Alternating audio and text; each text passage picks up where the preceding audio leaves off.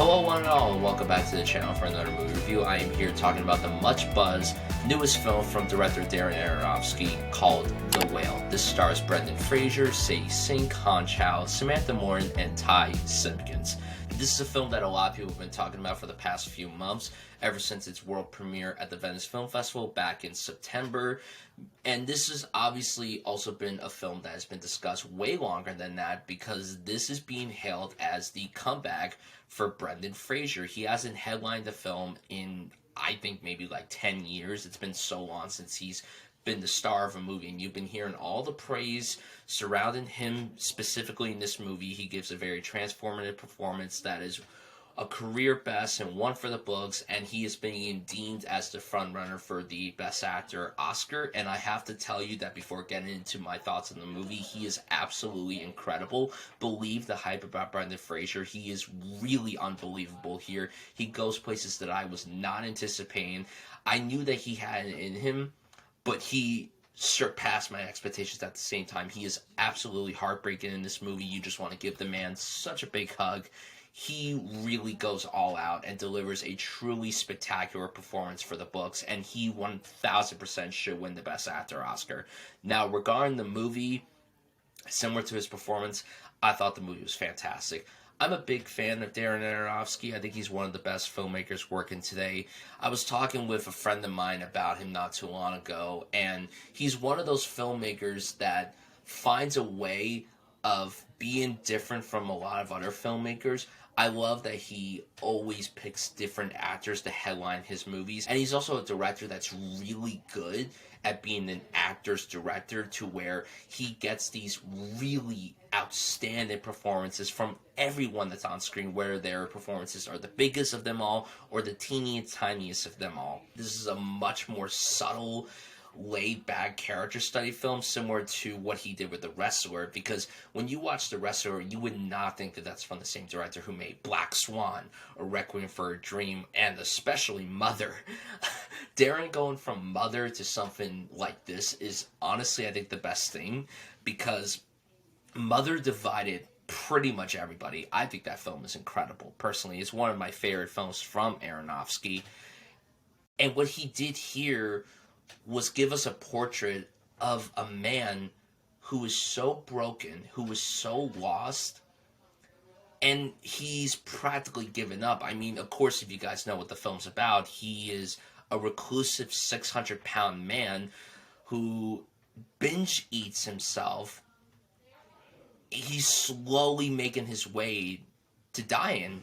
And the whole movie focuses on 1 week to where he tries to reconnect with his daughter that he left 10 years prior, who's played really excellently by Sadie Sink in a role that is very different from Max on Stranger Things. You watch Stranger Things and you're like, oh my god, Max could be very cocky and arrogant, but she's also so lovable. The character of Ellie, complete 180. Complete 180. She is stone cold, she is repulsive, she is verbally abusive, but you understand why she's that way. But the supporting performance that everybody should be talking about, and a lot of people have been talking about, is Han Chow. This is the year for Han Chow. She was great in Showing Up, a film from Kelly Reichardt that has not come out yet. She was awesome in The Menu, and then here she is. She gives this very vibrant presence in the crux of like all this gloominess that's going on. And it's great, in my opinion. She has great banter with Brendan Fraser, and I just think the performance as a whole is something so special and so endearing. And then also the screenplay. I love the dialogue. I think it's great. It's based on a stage play from Samuel Hunter, who actually penned the screenplay for this. And I think the dialogue is absolutely riveting. I think the story flows very, very well. It's a little under 2 hours, and it's primarily set in one location at Charlie's apartment, so it does feel like a play, and I know that's a criticism for some people. I'm a big stage fan. I love plays, and yes, there are some times when you watch movies that are adapted from stage material that aren't as well presented on screen as they may be on stage, but I think this is a case scenario to where it works very well on screen because of how Aronofsky films the thing. Matt Lebetique shoots this thing very, very well. Matt Lebetique is one of the best DPs working today.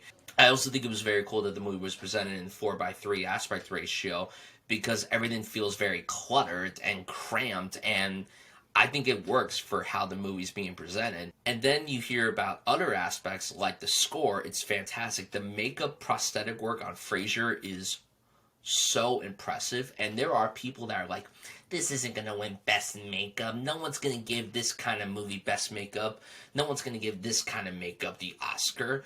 Have you not seen a lot of the Oscar winning makeup movies that have come out recently? I mean, look at Darkest Hour. They literally made Gary Oldman, who was a very fit human being, wear this gigantic fat suit to look like Winston Churchill, and that walked away with an Oscar. And the last thing I'll say before giving my grade is the last 20 minutes of this movie are so fucking good that it stunned. It really hurt. So I went to go see this with my friends at the film festival here in Jersey, and I was crying. And I don't like to cry in public. I'm not that kind of person, unless if it just comes out. Like, it's hard sometimes for me to hold it in. But this, I couldn't do it. I had to let it out because it was so.